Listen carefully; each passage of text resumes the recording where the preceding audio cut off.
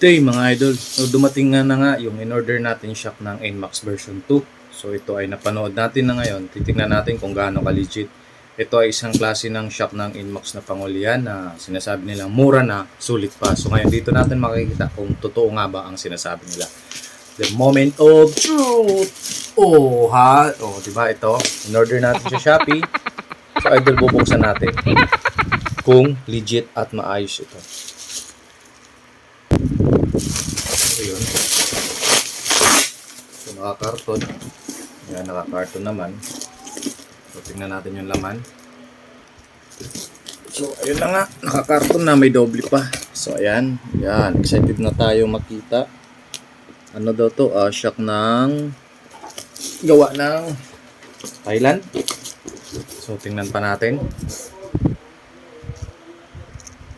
So ayun.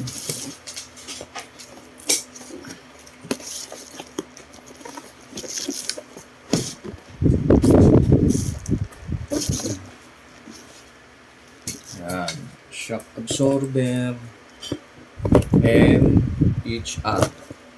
MHR ba tawag nito?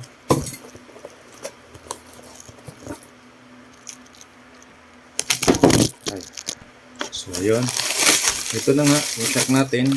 Yan. So may doble siyang balot.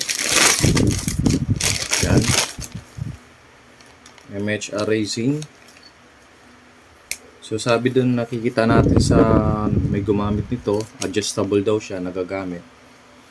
May adjust. So tingnan natin kung totoo ang na-adjust.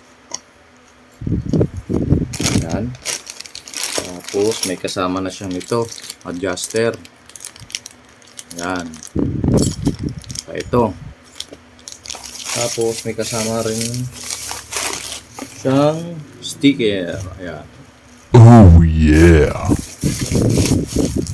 So ito yung isa, good rin naman.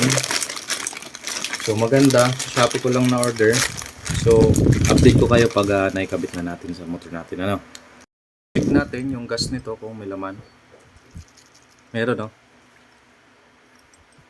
May laman siya, may tubig, parang ano, may langis. Yung iba kasi maraming sasabi wala tong laman. Pero ito, may laman. Naririnig natin. So legit, hindi siya design lang, may adjustment siya. Oh. Tsaka ito. Yan, tsaka ito. Oh. So yun lang, kabit na natin sa motor natin.